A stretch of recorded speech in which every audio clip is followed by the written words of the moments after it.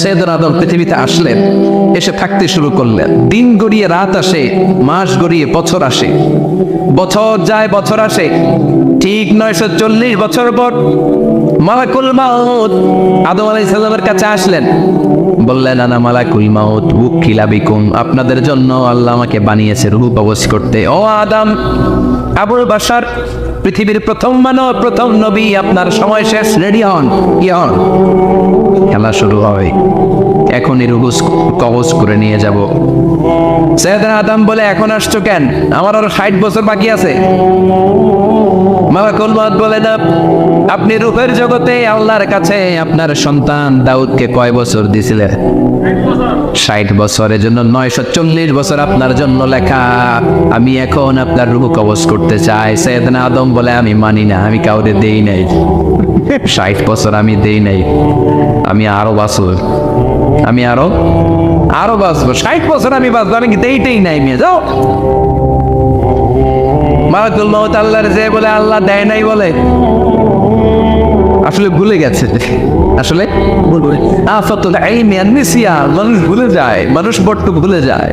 আমরা অনেক সময় খাইয়াও কই খাই নাই। অনেক কিছু আপনি দিছিলেন কিন্তু ভুলে যাই, গলার নিচ দিয়ে নেওয়ার পরে কই তুমি কিচ্ছু দাও নাই। আছে না নাই? নাসিয়া আদম ফানাসিয়া বানু, আদম আলাইহিস সালাম ভুলে গেছেন, তাই আমরাও ভুল করি, ঠিক কিনা? এজন্য আমাদের নেতারাও বলে এটা দেব ওটা দেব, নির্বাচনের পর সব ভুলে যায়। আছে না নাই? ওই যে আদম আলাইহিস সালাম বলছে, আমরাও ভুলে যাই। অন্যদের দোষ কি? ভুলে যায়, বেমালুম ভুলে যায়। আল্লাহ বললেন, মালাকুল মাউত আর জোরাজুরি করো না। 940 নয়, ঠিক 1000 বছর পরে আদমের কাছে যাবা। আমি আমার আদমের ভাগ্যে এই জিনিসটাই রেখে দিয়েছিলাম রে মালাকুল মাউত।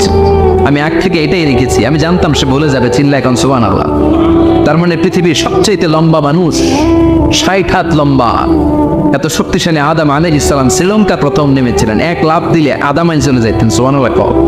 কি লম্বা মানুষ, থাকতে পারছে? কথা নাই, গবে ধরছে। শেষ করে দিই, হ্যাঁ? আরো কয়েক মিনিট চলবে, চলবে, চলবে। তাকবীর দেন, না হে তাকবীর। আদম আলাইহিস সালাম চলে গেলেন।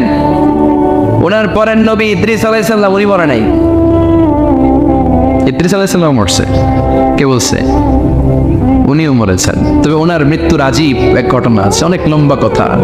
এক ফেরেশতার সাথে ওনার বন্ধুত্ব হয়েছিল। বলেছিলেন, আমি আকাশ দেখতে চাই, আল্লাহর কাছে অনুমতি চাই। আল্লাহ বলল, ঠিক আছে, ইদ্রিসকে আকাশে ঘুরাও।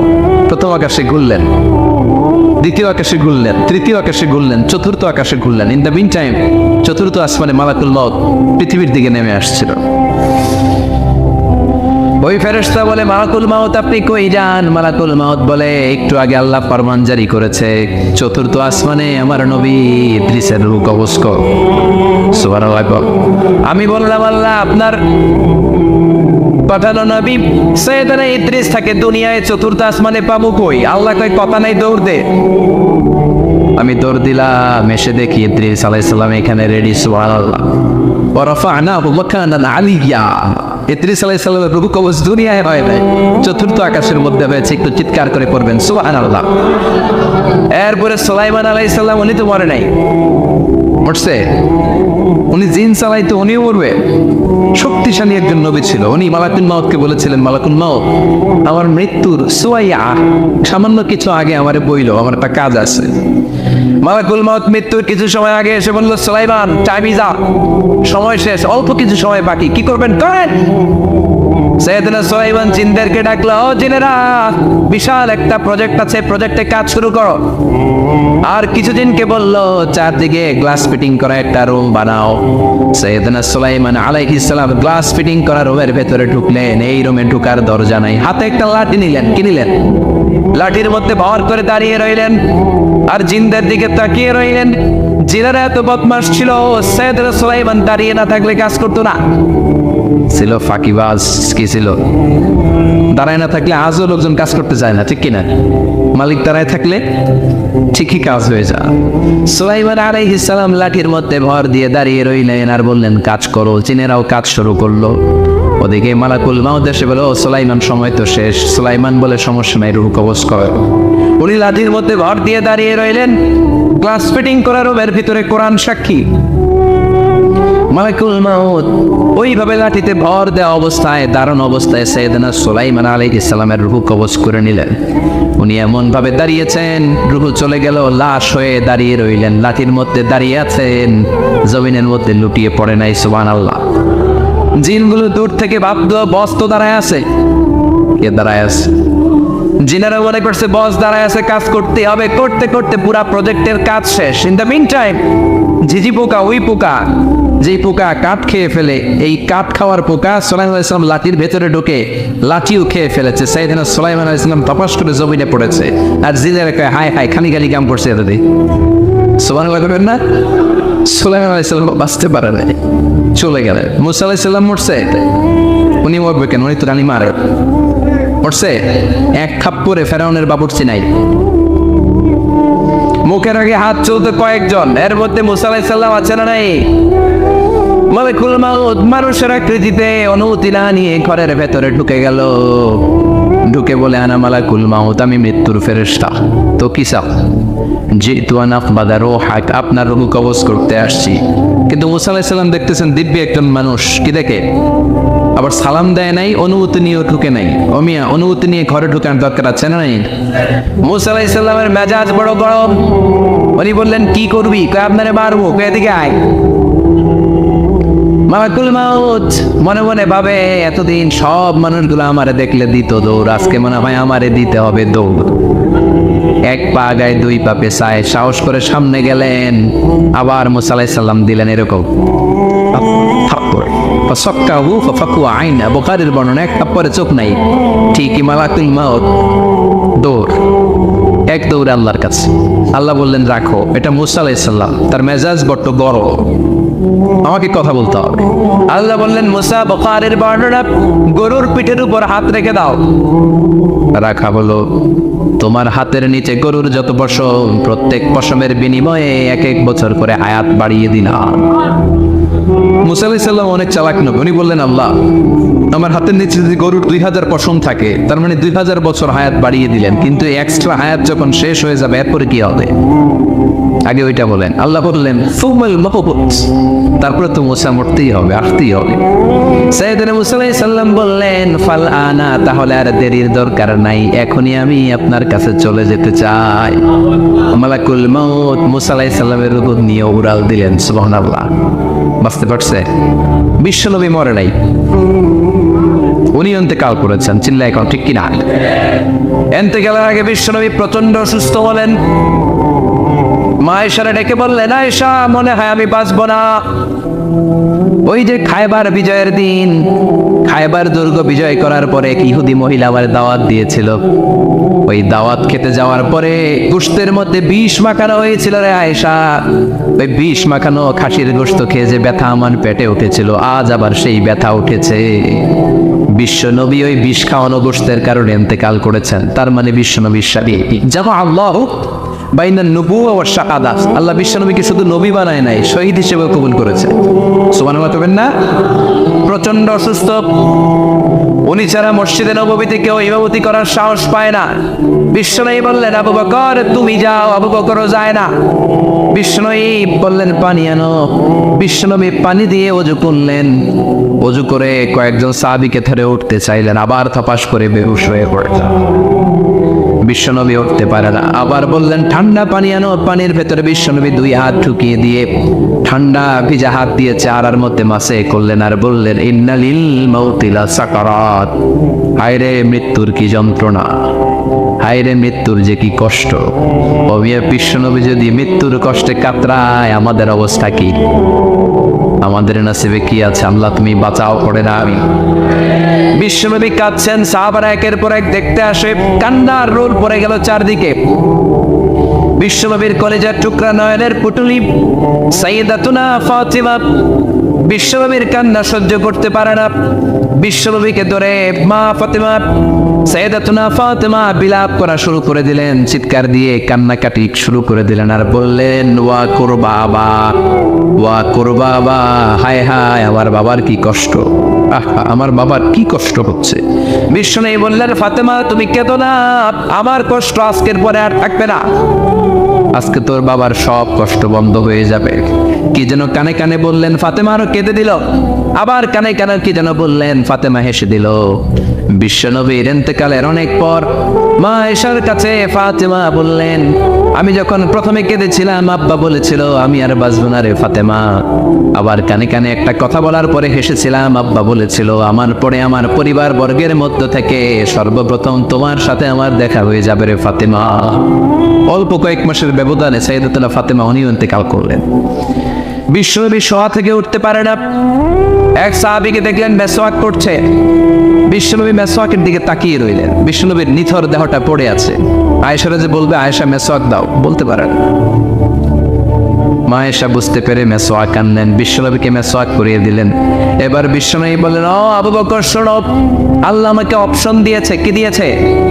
আল্লাহ বলেছে নবী আজীবন থাকতে চাইলে থাকেন, আর আসতে চাইলে চলে আসেন।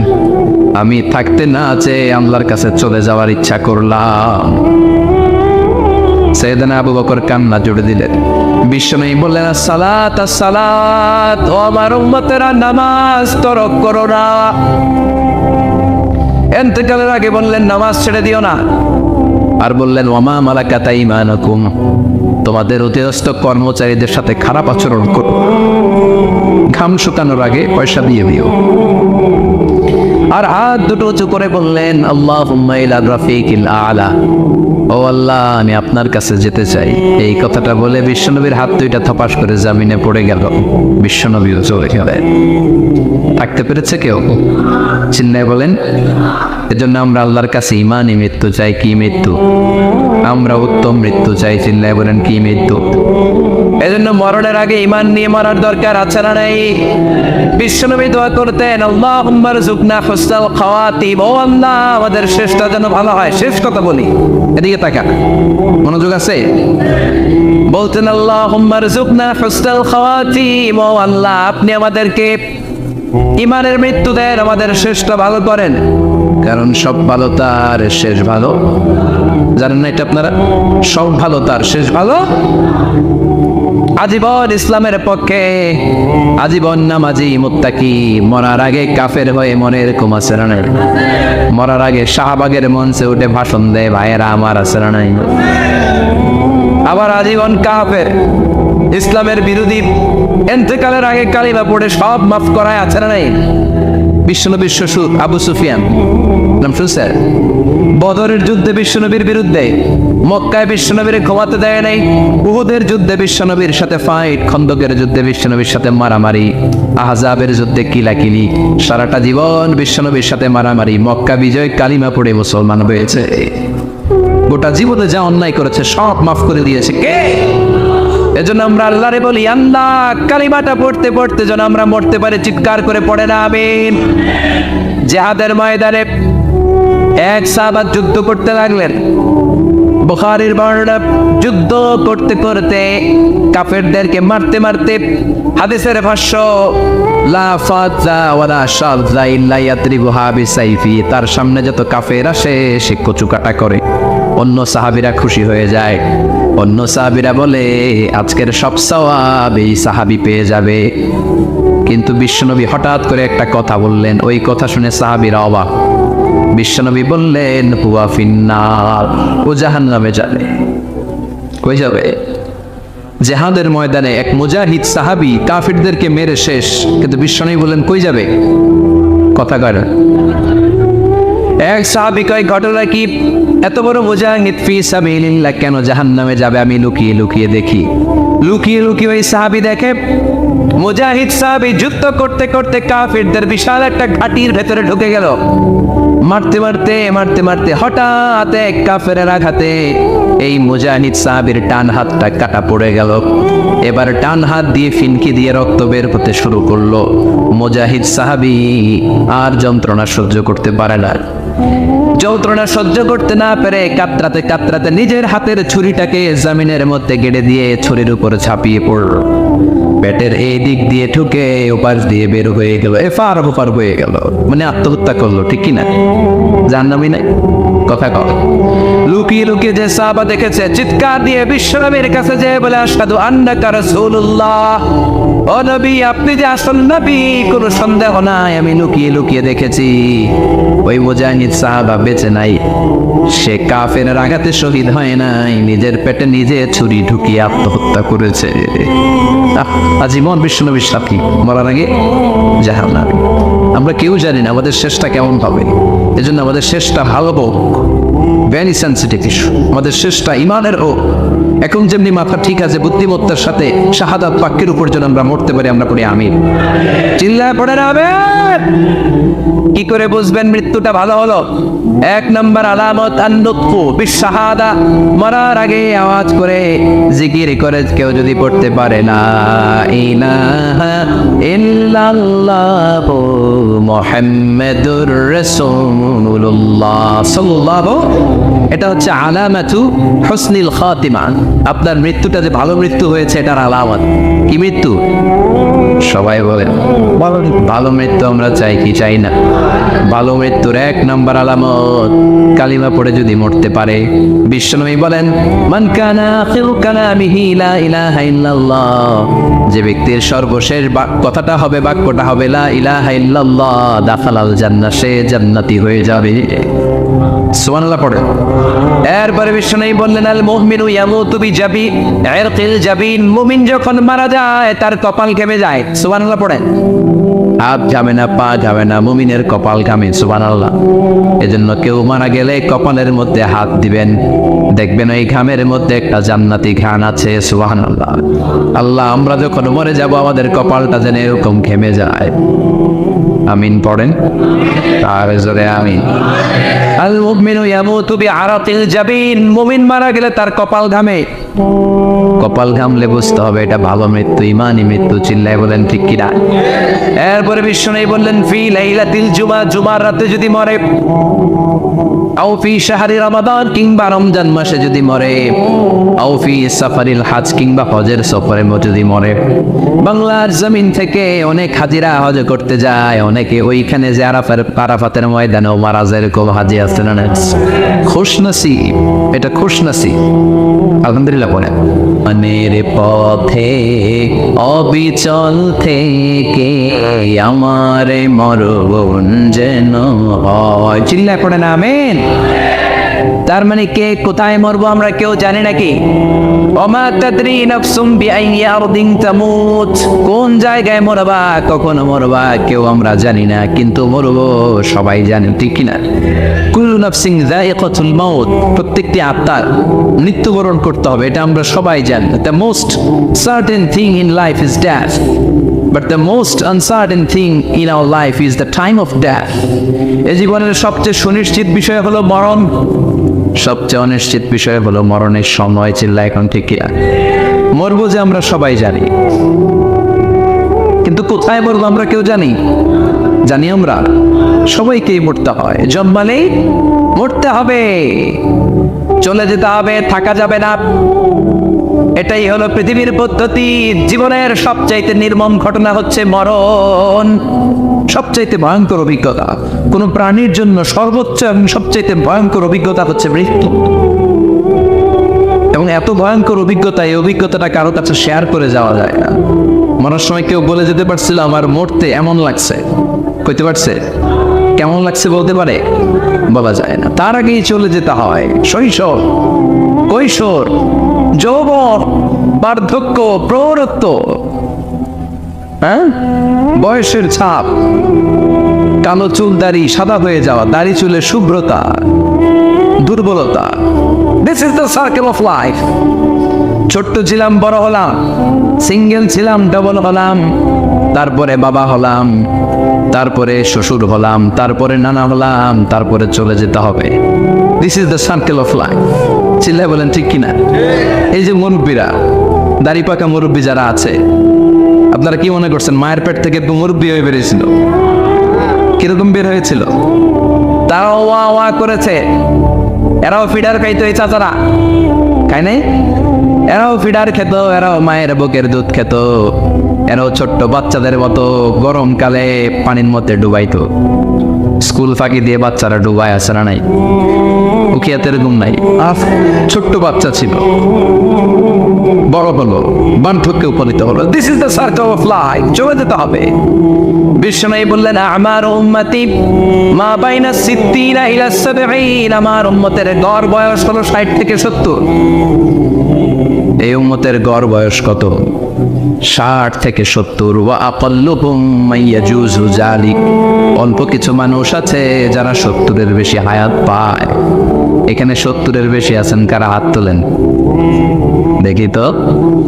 কয়জন? একজন, দুইজন, তিনজন। মাশাআল্লাহ, আল্লাহ আরো হায়াত দেখ, আল্লাহ এদেরকে আরো হায়াত দারাজ করুক। চিল্লায় বলেন আমিন। তার মানে আমার উম্মতি মা বাইনা সিত্তিন ইলা সাবঈন, বিশ্বনবী বললেন এই উম্মতের গড় বয়স 60 থেকে 70, আর 70-এর বেশি হায়াত পাবে। ওয়া আকাল্লুকুম মাইয়াজুজু যালিক, 70-এর বেশি পাবে হাতে গোনা, গুনে বের করে ফেলা যায় একজন, দুইজন, তিনজন। বাকি সব 60-এর আগে নাই। শিল্লা এখন ঠিক কি না? বাংলাদেশের গড় হায়াত কত মানুষের? 60। বিশ্বনবীর কথার সাথে মিলে গেছে। চিল্লায় পড়েন সুবহানাল্লাহ। এই জন্য বিশ্বনবী বলেন, এই যে মুরব্বীদের দাড়ি পাকে, এই যে রাস্তায় অ্যাক্সিডেন্ট হয়, এই যে ক্যান্সারে আক্রান্ত হয়ে লোকজন মারা যায়, তার উপরেও কি টনক নড়ে না? এরপরেও কি বিবেকে ধরে না যে তোমাকে চলে যেতে হবে? আকসিরু যিকরা হাযিবিল লাযযাত, জীবনের সব স্বাদকে পানসা করে দেয় ওই মরণকে স্মরণ করো। মরণকে স্মরণ করলে জাহান্নাম বরণ করা লাগে না। চিল্লায় বলেন ঠিক কি না? আবার আল্লাহ বললেন, গোলাম, স্পেশাল একজন ফেরেশতা আমি মরণের জন্য সিলেক্ট করলাম, নাম মালাকুল মাউত। তাকে আমরা আজরাইল বলেছিনি। এই মালাকুল মাউত তার বাহিনী নিয়ে নির্ধারিত টাইমে গোটা বিশ্বের সব মানুষের রূহ কবজ করে। অন টাইম নাকি দেরি করে? মালাকুল মাউত আগেও আসে না, পরেও আসে না। সুবহানাল্লাহ পড়ে। সাইয়েদনা সুলাইমান আলাইহিস সালাম জামানাতে ওনার এক ওয়াজির ছিল, মন্ত্রী। ওই মন্ত্রীকে নিয়ে উনি বৈঠক করতেন। ওনার সময় উনি মালাকুল মাউতের সাথে বৈঠক করতেন। শুনতেছেন? আপনাদের মনোযোগ আছে তো? উনি বৈঠকে বসেছেন, মালাকুল মাউতও বসা, ওয়াজিরও বসা। হঠাৎ মালাকুল মাউত ওয়াজিরের দিকে বড় বড় চোখ করে তাকাচ্ছে। বড় বড় চোখ করে তাকানোতে ওয়াজির ভয় পেয়েছে। হঠাৎ মালাকুল মাউত চলে গেল। ওয়াজির বলে, ও সুলাইমান আলাইহিস সালাম, এই যে লোকটা বড় বড় চোখ করে আমার দিকে তাকালো, এটা কে? সাইয়েদনা সুলাইমান বলে, হাদা মালাকুল মাউত। যে বর্ণনাটা বলছে এটা হাদিস না, এটা হচ্ছে ইসরাইলিয়া, জিউস ট্রেডিশন। কোরআন হাদিসের সাথে কোনো দ্বন্দ্ব নাই, তাই বর্ণনা করা যাবে। বিষ্ণু বলেছেন, বাল্লিগু আন্নি ওয়ালাউ আয়া। আবার বলেছেন, ওয়াহাদ্দিসু আন বানি ইসরাইল ওয়ালা হারাজ। বনি ইসরাইলের ট্রেডিশন বর্ণনা করো, জিউস ট্রেডিশন বর্ণনা করো, এতে কোনো সমস্যা নাই। ওয়াজির বলে, ও সাইয়েদনা সুলাইমান, বড় বড় চোখ করে যে তাকালো লোকটাকে? সাইয়েদনা সুলাইমান বলে, হাদা মালাকুল মাউত, এটা মৃত্যুর ফেরেশতা। ওয়াজিরের কলিজায় পানি নেই। এটা কি ফেরেশতা? শুনে তো পিলে চমকে গিয়েছে। কয়টি? মালাকুল মাউত তো আমার চিনা বলেছে, বাড়ি চিনে ফেলছে আমার খবর আছে। সাইয়েদনা সুলাইমান আলাইহিস সালাম জিনদেরকে দিয়ে কাজ করাতেন, মেঘমালাকে দিয়ে কাজ করাতেন, বিশাল সিংহাসন নিয়ে পৃথিবীর প্রাচ্য থেকে পাশ্চাত্যে ঘুরে বেড়াতেন। সাইয়েদনা সুলাইমানকে ওয়াজির বলে, ও সুলাইমান, মেঘমালাকে আদেশ করে দেন, আমি আর এই ফিলিস্তিনের ভূখণ্ডে থাকতে চাই না। আকাশের মেঘমালার উপরে আমারে বসিয়ে দেন, আর বলে দেন আমারে নিয়ে যেন আকাশের মেঘমালা হিন্দুস্তানের ওই দূর পর্বতে রেখে আসে। আচ্ছা, আল হিন্দ, হিন্দের সবচেয়ে দূরবর্তী জায়গায় যেন আমার রেখে আসে। সাইয়েদনা সুলাইমান বললেন, আকাশের মেঘ যাও, আমার ওয়াজিরকে নিয়ে হিন্দুস্তানের একটা উপদ্বীপে রেখে আসো। রেখে আসা হলো। কিছুক্ষণ পর মালাকুল মাউত সাইয়েদনা সুলাইমানের কাছে হাজির। সাইয়েদনা সুলাইমান বললেন, ও মালাকুল মাউত, কই ছিলা? কই, একটু আগে হিন্দুস্তান থেকে আপনার ওয়াজিরের রূহ কবজ করে আসছি। সুবহানাল্লাহ পড়ে। এটা আবার কেমন কথা, তুমি ওইখানে গেলে কেন? কয়, রব্বুল আলামিন কিছুক্ষণ আগে আমার কাছে পয়গাম পাঠিয়েছে, যাও সৈয়দনা সুলাইমানের ওয়াজিরের রুহুটা কবজ করো। কবজ করার জায়গা হলো হিন্দুস্তানের উপদ্বীপ। কোন জায়গায়? মালাকুল মাউত এসে দেখে সুলাইমান নবীর সাথে মিটিং করে। ওয়াজির কার সাথে মিটিং করে? সুলাইমান নবীর সাথে। কিন্তু ফরমানে লেখা রুহু কবজ করতে হবে কোথায়? হিন্দুস্তানে। সুবহানাল্লাহ করবেন না? এই জন্য বড় বড় চোখ করে আমি তাকিয়েছি আর মনে মনে ভাবলাম টাইম তো নাই, কারণ মৃত্যু তো অন টাইমে হতে হয়। এখনই ওর রুহু কবজ করতে হবে। কেমন করে ওইখানে যাবে আমি জানি না, আমি আগে চলে যাই। মালাকুল মাউত চলে গেল, যে দেখে ওই জায়গায় ওয়াজির হাজির।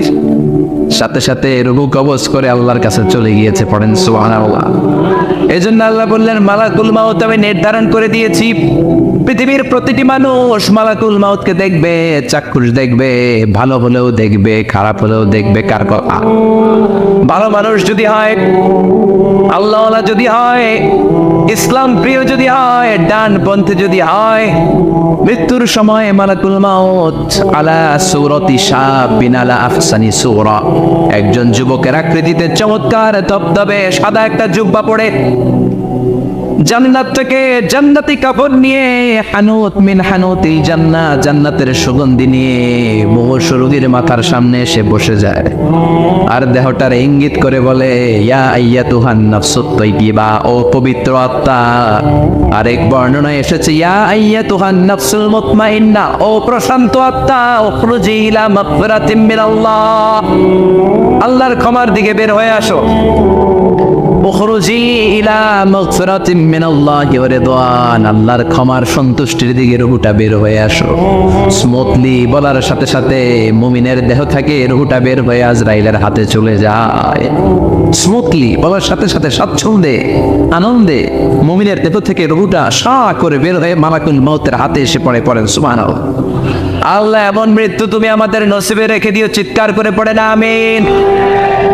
আর যারা ইসলাম মানে নাই, আর যারা কোরআন মানে নাই, আর যারা দিন কায়েমের আন্দোলন করে নাই, দিনকে ভালোবাসে নাই, বামার রামপন্থী ছিল, নাস্তিক ছিল, ইসলাম বিরোধী ছিল, তাদের কাছেও মালাকুল মাউত আসে কি আসে না? চিল্লায় বলে না, শিখি আসে না? তাদের কাছেও আসে, কিন্তু আলা সূরাতি আকবাহি রাজুল, একজনের চেহারা যত ভয়ঙ্কর হতে পারে, যত নিকৃষ্ট হতে পারে, এরকম ভয়ঙ্করতম নিকৃষ্ট দুর্গন্ধওয়ালা একটা চেহারা নিয়ে আসে। রিজলাহু ফিল আরদ, পা থাকে জমিনে, রাসুহু ফিস সামা, হাদিসের বর্ণনা, পা দুইটা জমিনে, মাথা আকাশে। এসে ধমক দিয়ে জালিমের মাথার সামনে এসে বলে, ইয়া আইয়াতুহান নাফসুল খাবিসা, হে পাপাত্তা, হে অপবিত্র আত্মা, উখরুজি ইলা সাফাতিল্লাহি ওয়া গাদাবিহি, আল্লাহর রাগের দিকে, আল্লাহর অসন্তুষ্টির দিকে বের হয়ে আয়। মালাকুল মাউতের এই অর্ডার পাওয়ার সাথে সাথে রুহুটা কিন্তু বের হয় না। মুমিনের রুহুকে ডাক দিলে যেমনি স্মুথলি বের হয়, কাফিরের রুহু এভাবে বের হয় নাই। কথা বলেন, রুহুটা ডানে যায়, ফাতাতাফাররা, একবার রুহুটা ডানে যায়, আবার রুহুটা পায়ে যায়, আবার সামনে যায়, পায়ে যায়, হাতের মধ্যে ঢুকে ডানে বায়ে যায়। মালাকুল মাউত আবার ধমক দিয়ে বলে, ইয়া আইয়াতুহান নাফসুল খাবিসা, পাপাত্তা বের হয়ে আয়।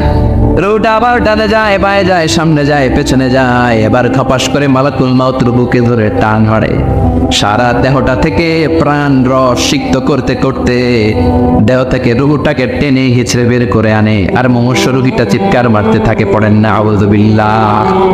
একটা জীবন্ত ছাগল, একটা জীবন্ত ছাগলের চামড়াগুলো জবাই না দিয়ে কেউ যদি টেনে টেনে বের করে, ছাগল জবাই হয় নাই, কিন্তু চামড়া এক পাশ থেকে টেনে টেনে টেনে হিচড়ে আপনি গা থেকে বের করলে যত কষ্ট হয়, এর চেয়েও বেশি কষ্ট দিয়ে মালাকুল মাউত বামপন্থী আর কাফিরদের রুহুটা দেহ থেকে বের করে আনে। পড়েন না আউযু বিল্লাহ। আমাদের রুহুটা যেন আল্লাহ, মুমিনদের রুহু আপনি যেভাবে কবজ করেন, ওইভাবে যেন আমাদের রুহুটা বের হয়ে আসে।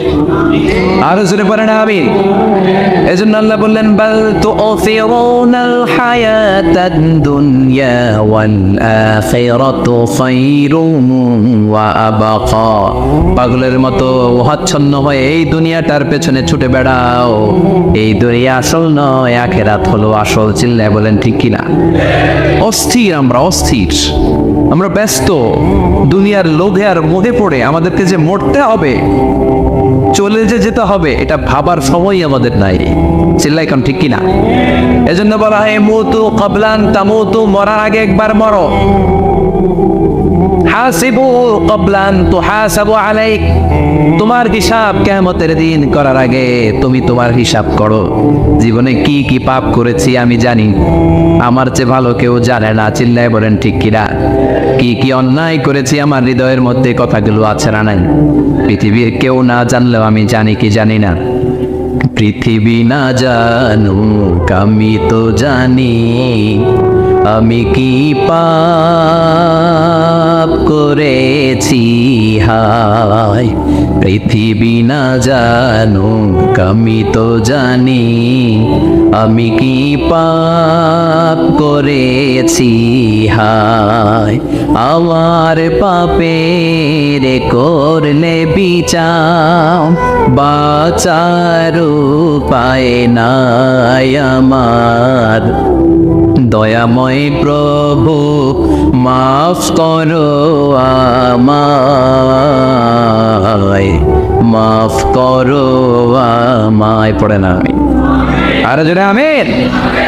এজন্য হাসিবু ক্বাবলান তুহাসাবু আলাইক, তোমার হিসাব বসার আগে নিজে হিসাব করো কি কি করলা। আসল মরণের দিন শটান হয়ে তো শুয়ে পড়ো ভাই, মরার আগে আরেকবার মরো। মরার আগে আরেকবার কি করবেন? কথা বলেন, মরার আগে কি করতে হবে? হঠাৎ একদিন বিছানায় শটান হয়ে শুয়ে যান, চক্ষুটা বন্ধ করেন, ভাবেন মরে গিয়েছেন। এই তোমার কুলমাউত চলে এসে রুহুটা নিয়ে গেল। আত্মীয় স্বজন চিৎকার চেঁচামেচি শুরু করে দিল, কান্নার রোল পড়ে গেল চারদিকে। মাইকের মধ্য দিয়ে, মসজিদের মাইকে অ্যানাউন্স হয়, অমুক এলাকার নিবাসী অমুক ভাই আমাদের মধ্যে দুনিয়ায় নাই, তার জানাজা হবে আজকে এশার নামাজের পর। সবাই এসে রুহের মাগফিরাত করে, সবাই আপনারে দেখতে আসবে, কেঁদে কেঁদে লোকজন আপনারে কবর দিতে আসবে। চিল্লায় বলেন ঠিক কিনা? কেঁদে কেঁদে সবাই আসবে দেখার জন্য। ছেলেগুলো কাঁদবে, স্ত্রী কাঁদবে, বাবা মা কাঁদবে, বন্ধু বান্ধব কাঁদবে। আর ঘরের মধ্যে রাখা হবে না, এবার আপনাকে গোসল দেওয়ার পালা। চক্ষু বন্ধ করে চিন্তার দরকার আছে না নাই? কথা বলেন। হঠাৎ করে, হঠাৎ করে শুনবি একদিন আমার মৃত্যুর খবর। কেঁদে কেঁদে আসবে সবাই দিতে আমায় কবর, দিতে আমায় কবর। ঠিক কি না? একটু চোখটা বন্ধ করে ভাবেন, আপনাকে গোসল দেওয়া হবে, জামাগুলো করা হবে। এত টাকা দিয়ে যে দামি গোসলখানা টাইলস লাগিয়ে ঘরে বানালেন, আপনার শেষ গোসলটা কি ওই দামি গোসলখানায় হবে? লাশ যেখানে দোয়া হয় ওই জায়গায় দোয়া হবে, আপনাকে কাফন পরানো হবে। আপনার কলিজার টুকরা ছোট বাচ্চাটারে বলা হবে, আব্বু দেখে যাও তোমার বাবারে শেষবারের মতো দেখো। আপনার বাবা মা শেষবারের মতো একটা নজর দিয়ে আপনার চেহারাটা দেখে নিবে। বন্ধু বান্ধবরা শেষবারের মতো একবার আপনারে দেখে নিবে। জানাজার জায়গায় নেওয়া হবে। হবে না এই ঘটনাটা আমাদের? হ্যাঁ, হবে কি না? হাজার হাজার মানুষ শেষ বিদায় দেওয়ার জন্য আসবে। চারটা তাকবীর দিয়ে ইমাম নামাজ শুরু করবে, আল্লাহু আকবার, আল্লাহু আকবার, আল্লাহু আকবার, আল্লাহু আকবার বলে নামাজ শুরু করবে। নামাজ শেষ, এবার পালকিতে করে কবরে যাওয়ার পালা। যেতেই হবে, যেতেই হবে। পালকিতে করে লোকজন নিতে শুরু করবে। কবরস্থানের ওই জায়গায় যেখানে মানুষ বছরে মানুষ না মরলে যায় না, ওই গহীন নিঝুম কবরস্থানে ঢুকানো হবে। পালঙ্ক থেকে নামিয়ে আপনার জন্য করে রাখা আগ থেকে কবরটার মধ্যে শুইয়ে দেয়া হবে। উপরে বাঁশ দিয়ে ছাউনি, শেষবারের মতো সবাই দেখে বাঁশের ছাউনির উপরে মাটি চাপা দিবে। ঠিক কিনা? চলে যাবে সব, কেউ নাই, অন্ধকার, শুধু অন্ধকার। এই অন্ধকার যেন শেষ হতে চায়। এই ঘটনা ঘটবে না আমাদের? কথা বলে ঘটবে কিনা? এজন্য মরার আগে এগুলো চিন্তার দরকার আছে না নাই? মরার আগে আরেকবার মরার দরকার আছে না নাই? এজন্য রব্বুল আলামিন বলেন, বাল তুসিরুনাল হায়াতাদ দুনিয়া ওয়াল আখিরাতু খায়রুন ওয়া আবকা। এই দুনিয়ার জীবনটাকে তোমরা আসল জীবন মনে করো, এটা আসল জীবন নয়। আসল জীবন হলো কবরের জীবন। চিল্লায় বলেন ঠিক কি না? আল্লাহ তোমার এই দুনিয়া, আল্লাহ তোমার এই দুনিয়ায় কেউ আসে কেউ চলে যায়, তবু তোমার ভয়ে কারো কাঁদে না হৃদয়। এই দুনিয়াতে আমার বদলে গেল মন। চারিদিকে দেখি শুধু সুখেরই স্বপন, ভাবলো না মন আল্লাহ ছাড়া,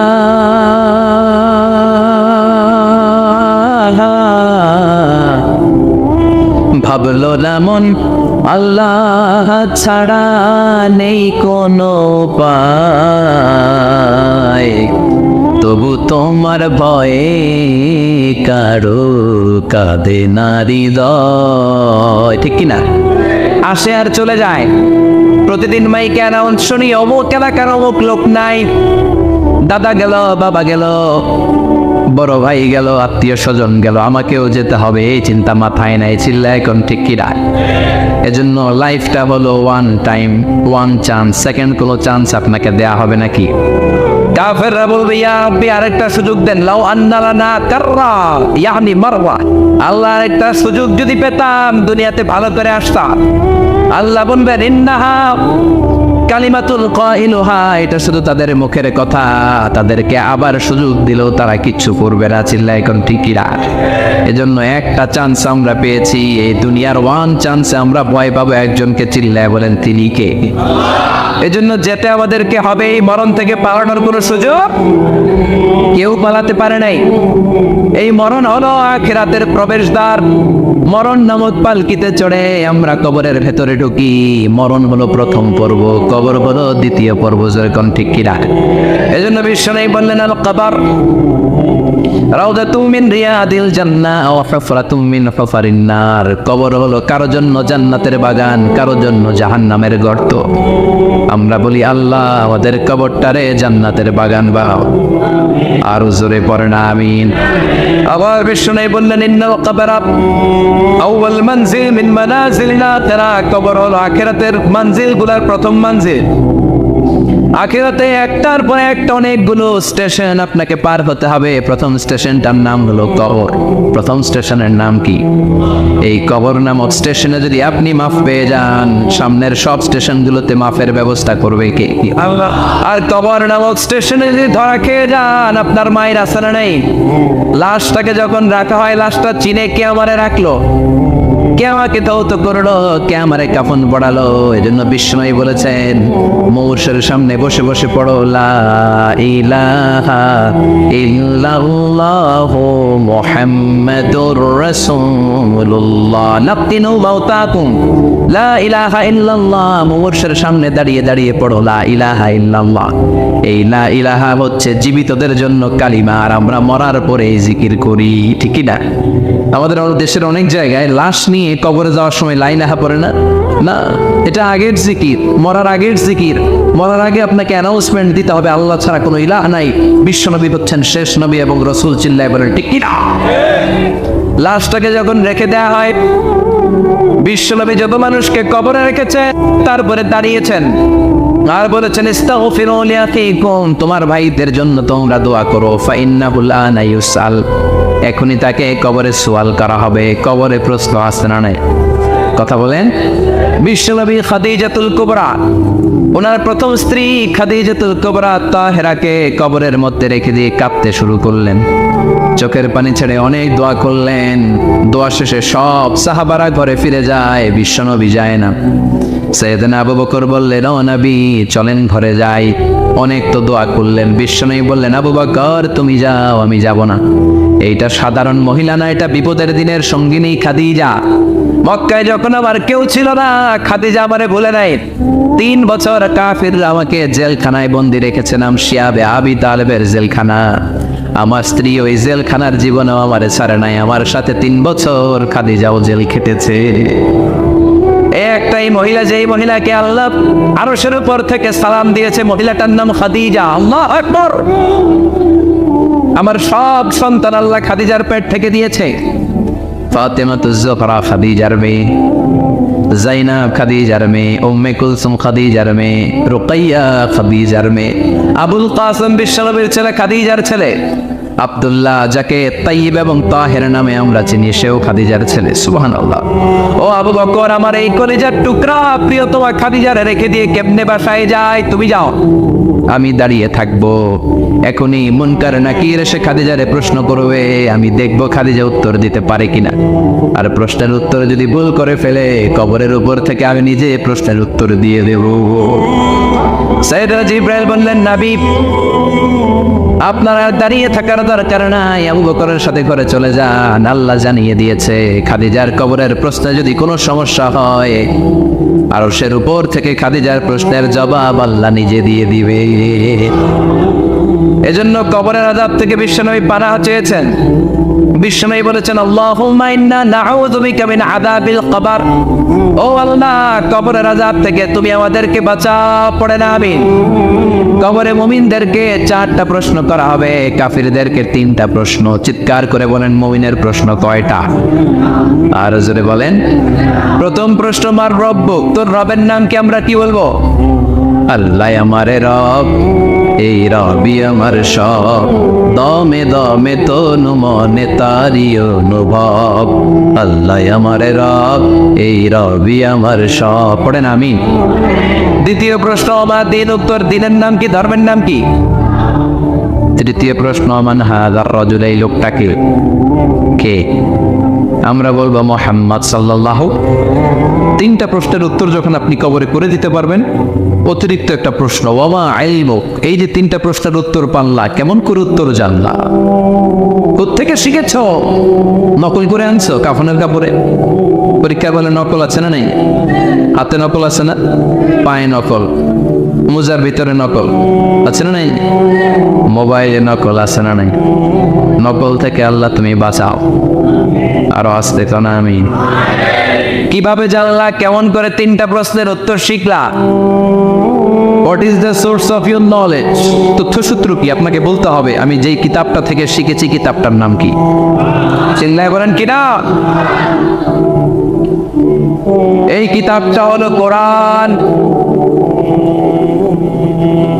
আপনাকে বলতে হবে, কোরআন থেকে আমি শিখেছি, বিশ্বনবীর হাদিস থেকে আমি শিখেছি। 4টা প্রশ্নের উত্তর যখন পারবেন, ফেরেশতারা বলবে, আহলান সাহলান, খুশ আমদেদ, কংগ্রেচুলেশন, বাহ বাহ, তুমি তো চমৎকার পেরেছো।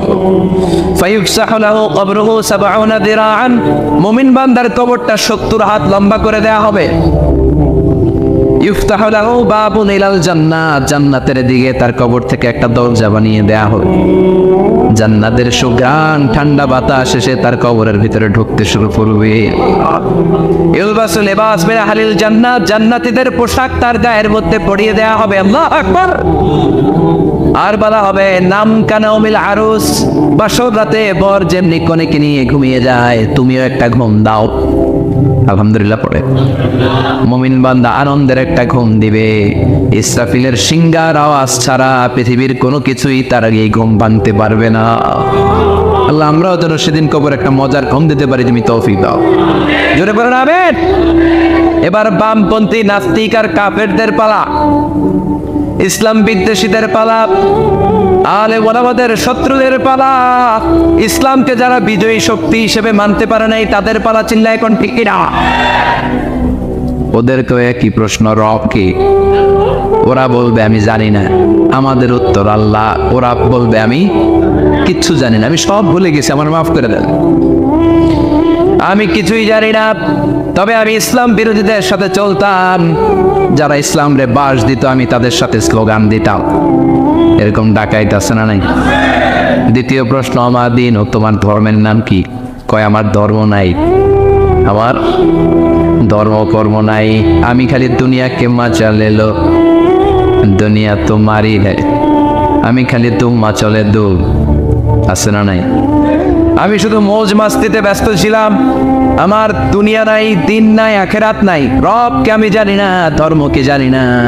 ইসলাম বিরোধী রাজনীতি আমি করতাম, মাও সেতুলের রাজনীতি, কার্ল মার্কসের রাজনীতি, বুশের রাজনীতি, ডোনাল্ড ট্রাম্পের রাজনীতি, বামপন্থীদের রাজনীতি, চিল্লাই কও ঠিক কিনা? কোনো ধর্ম নাই। এই লোকটাকে চিনো কিনা বলো। বিশ্বনবীর চেহারা দেখিয়ে বলা হবে এই লোকটাকে, কয় জানি না। এরে আমি মানতাম না, এরে আমি গালি দিতাম। এরকম জাহান্নামের নরকীট আর পিতৃ পরিচয়হীন জাহদ সন্তান বাংলার দেশেও আছে না নাই?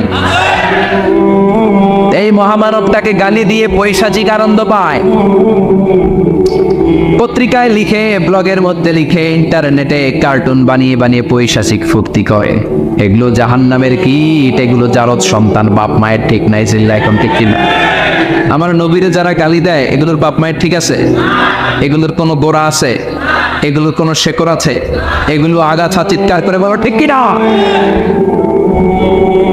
বলবে আমি জানি না, ফেরেশতারা বলবে দাঁড়া আমরা জানি। তোর সাথে কেমন আচরণ করতে হবে আমাদেরকে ট্রেনিং দিয়েছে কে? এবার শুরু হবে মাইর। কি শুরু হবে? কথা বলেন, মাইর। ফায়ুতরাবু বিমা তারিকা মিন হাদিদ, লোহার হ্যামার দিয়ে শুরু হবে মাইর। এক একটা হ্যামারের বাড়িতে মাথাটা ফেটে চূর্ণ বিচূর্ণ হয়ে যাবে, দেহটা জমিনের ভেতরে 70 গজ ডুবে যাবে, দেবে যাবে। ওর চিৎকারে কবরস্থানটাও থারথার করে কাঁপবে। আবার জামিনকে বলা হবে ইলতাইবি, চাপা দে। জামিনে ঢুকে যাওয়ার পরে জামিনের পাশ থেকে একটা চাপা, মাটি চাপা, বাম দিক থেকে মাটি চাপা, দুই চাপায় ডান দিকের পাজর বায়ে চলে যাবে, বাম দিকের পাজর ডানে চলে আসবে। ওর চিৎকারে কবরস্থানটা থার থার করে কাঁপবে। আল্লাহ এই ধরনের পরিস্থিতি থেকে তুমি আমাদেরকে বাঁচাও। আরো চিৎকার করে বলে না আমি। আজকের এই আলোচনার পরেও কি আমাদের টনক নড়বে না? আজকের এই কথাগুলোর পরেও কি মৃত্যু নিয়ে আমরা ভাববো না? আজকের আলোচনার পরেও কি আমার হিসাব শুরু হওয়ার আগে আমি একটু নিজের হিসাব কষে নেব না? আল্লাহ আমাদের সবাইকে কথাগুলো বুঝার আমল করার তৌফিক দান করুক। আমরা পড়ি আমিন।